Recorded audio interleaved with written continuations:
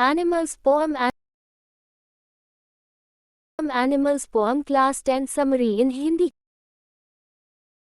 कवि कहता है कि वह जानवरों की दुनिया में रहना चाहता है। यहाँ हम कह सकते हैं कि कवि जानवरों की दुनिया को इंसानों से बेहतर पाता है।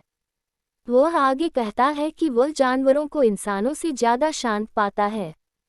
वह ऐसा इसलिए कहते हैं क्योंकि जानवर इंसानों की तरह सांसारिक चीज़ों के बाद नहीं चल रहे हैं। वे शांत हैं और उन्हें सांसारिक चीज़ों या किसी भी प्रकार की उपलब्धियों का कोई लालच नहीं है। वे स्वयं निहित हैं, इसका मतलब है कि वे जीवन से खुश हैं और दूसरों के जीवन में कभी हस्तक्षेप नहीं करते हैं। मनुष्य को दूसरों के जीवन में हस्तक्षेप करने की आदत है। इसलिए कवि सोचता है कि जानवरों को शांत रहने और दूसरों के मामलों में हस्तक्षेप न करने के लिए मनुष्य की तुलना में बेहतर है। कवि आगे कहता है कि यही कारण है कि वह अभी भी खड़ा है और बहुत लंबे समय तक जानवरों को देखता है। कवि कहता है कि मनुष्यों के विपरीत जानवर किसी दुख की शिकायत नहीं करते हैं। वे कभी नहीं रोते जैसे इंसान करते हैं, यह दिखाने के लिए कि उन्होंने क्या खोया है। वे रात में कभी भी जागते नहीं हैं, अपने गलत कामों के लिए पश्चाताप में रोते हैं। इसका मतलब यह है कि जानवर इंसानों से अलग होते हैं क्योंकि अगर उनके साथ कुछ गलत होता है तो वे गुस्सा या दैख नहीं दिखाते हैं। वह आगे कहते हैं कि जानवर बहुत सच्चा होते हैं क्योंकि वे कभी भी भगवान के नाम पर किए गए अपने अच्छे कामों का घमंड नहीं करते हैं। वह ऐसा इसलिए कहता है क्योंकि अधिकांश मनुष्य ऐसा करते हैं। वे दूसरों को उनके अच्छे कर्म और धार्मिकता दिखाने की कोशिश करते हैं। वे अपने साथियों के बीच लोकप्रियता हासिल करने के लिए ऐसा करते हैं।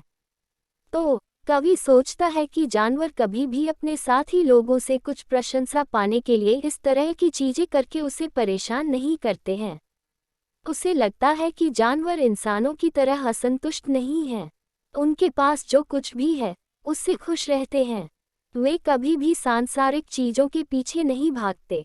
वे कभी आराम या विलासिता की चीज़ों के अधिकारी नहीं होते। वह कहता है कि उनमें से कोई भी सांसारिक चीज़ों के मालिक होने के पीछे पागल है। यहाँ कवि कहता है कि उसने कभी किसी जानवर को व्यक्ति के सामने झुककर अपनी भक्ति नहीं दिखाई है।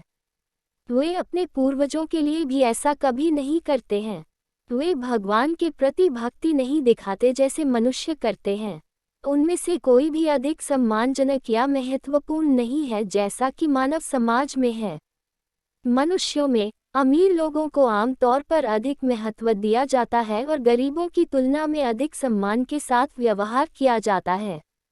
लेकिन जानवरों के समाज में वे ऐसा कभी नहीं करते हैं। वे कभी भी किसी अन्य जानवर को अधिक या कम महत्व नहीं देते हैं। जानवर की दुनिया में हर कोई खुश है। वे इंसानों की तरह नहीं हैं जो खुद को पृथ्वी पर सबसे खुश या दुखी व्यक्ति पाते हैं। आगे कवि कहता है कि जानवर अन्य जानवरों के साथ अपने संबंधों को दिखाने में अधिक ईमानदार हैं।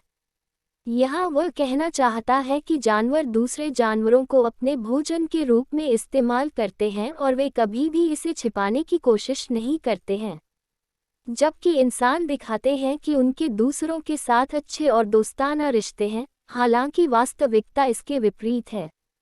कवि कहता है कि वह इस तथ्य को स्वीकार करता है कि जानवर दूसरे जानवरों के साथ अपने संबंध दिखाने के प्रति सच्चे हैं। तो आखिर में कवि खुद को आत्मनिरीक्षण करता है और कहता है कि जहाँ से जानवरों को वे अच्छे गुण मिले हैं, वह आगे खुद से सवाल करता है कि उसके अपने अच्छे गुण कहाँ चले गए हैं।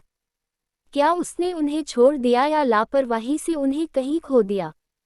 अतीत में मनुष्यों में जो गुण पाए जाते थे, जैसे मासूमियत, दया, सच्चाई, अब जानवरों में देखी जाती है। वह आश्चर्य करता है कि मनुष्यों ने इन गुणों को छोड़ दिया और उन्हें जानवरों को सौंप दिया गया।